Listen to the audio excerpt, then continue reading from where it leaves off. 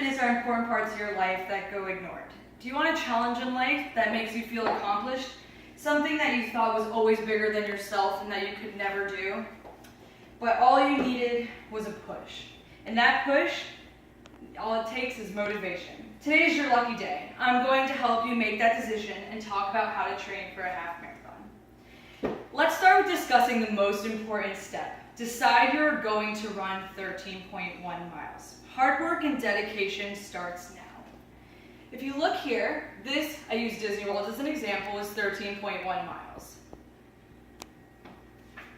Now that you know you want to train, how long of a program do you want to do? When you look up online, you can find anywhere from 8 to 12 weeks of training, all which can start from a mile a week to go up to 13. Some will even talk about themselves going from couch to race. And how much have you ran already? So in some of these programs, it has the idea that you've already been running 3 miles 3 times a week, so you have to make sure that you're paying attention. I would also make sure that you consider the time of year, because this time of year in North Carolina is not a good time to start training for a half marathon. I'm currently training. Now we know how long to train, you have to find a race. Going off your 8 to 12 weeks, if you start looking online, there's races all over the place. People consistently love to do this. Signing up keeps you motivated, knowing you have an end goal and you're going to be there. Reminds you that you can do it and you will. One decision that needs to be made is if you want to be a single runner or a team runner. Being a single runner, you have to make yourself more accountable. You're always going to be on your own, makes it a little bit more difficult, but team running can help you feel just a little bit more responsible. Before training officially starts, do some research on shoes. There's 3 different types of shoes. You have motion control for no arches in your foot, stability for medium and regular arches, and cushioning for high arches as shown here. According to Joe Pools and Dr. Patrick Malloy, writers of Running Anatomy, to figure out what shoes you will be wearing, a qualified employee at a running specialty store can evaluate your foot biometrics, possibly by using a treadmill and a video camera, to be absolutely successful in recommending you shoes. It is very important on when you're getting shoes that you do research. Researching and paying attention to the way you run is crucial to avoiding an injury. Just wearing the wrong types of shoes, if I was to wear with high arches, if I had high arches and I was wearing flat, I would have so much cushioning in my shoe that I would just be completely wrecking my thighs all the time. Now that we have our training schedule plans, what shoes we're running, it's time to start training. Make sure that you gradually start. If you start too quickly, you're going to burn yourself out and you're going to hurt. Taking your time is very important with training. You have to pay attention to your body for injury, because if you're already wrecking yourself, getting to 13 is going to be hard. Taking it slow is very important. Once your mileage is increasing, it's time to consider how to refuel. One of the biggest issues with running half marathons is dehydration. Most don't carry rehydration tools and then wonder why they're crashing at this 7-8 mile mark. For rehydration, you can carry a backpack with water, a water bottle, or a belt.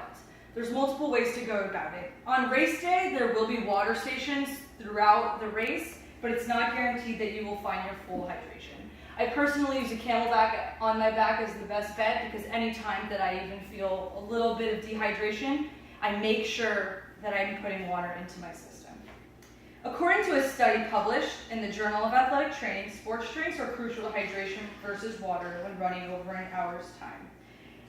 To drink a sip of Gatorade makes all of the difference in your run, which you wouldn't even think to. Definitely consider to train with some, as well as drink some before you go racing.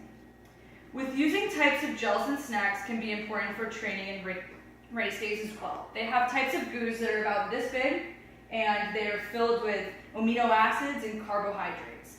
You use them at your 45-minute mark, and it automatically rehydrates your entire body. That can make all of the difference in your run. Sports drinks also help. You can also use a light snack like pretzels to eat on the race if your stomach can handle it.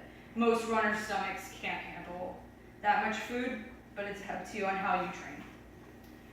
Now that you're training hard, running, resting, and preparing yourself, consider your diet as you're putting a lot more on your body. When you're training, it's important that you eat healthy, although calories don't matter. Carbs, fruits, vegetables, and protein will make or break your running. For race week, eat normal. Make sure you're hydrating all of the time. On race day, you need to make sure you eat a healthy breakfast with some carbs. Don't eat too much. Also consider to be drinking sports drinks for your electrolytes. Throughout half marathon training, there are suggestions to cross-train. Cross-training is a giant part of your success. According to a study published in Indian Journal of Physiotherapy and Occupational Therapy, cross-training in novice runners will help runners improve their muscle strength, muscle power, and speed. Cross-training is doing different types of exercise using the same muscles that you are using to run. Some of the great examples to use are cycling, swimming, ellipticals, and yoga. Now that you've made it to race day, you're going to eat a good breakfast. Get to the race early so you know your environment and what's going on. Make sure you get signed in, stay calm, and start slow. Remember what you trained for and what you're here to do. When the race is over, first you congratulate yourself because you do something that most will never think to even do. Make sure you cool down and don't just sit. Walk around, replenish your fluids. A week or so later, you can start doing some light jogging to work yourself up to the next time. Now that you've successfully ran a half marathon, you can call yourself a runner. I hope with this talk on fitness that I can motivate you to conquer something that just takes time and effort. Today I covered with you how to train for a half marathon before training, during, and at race day.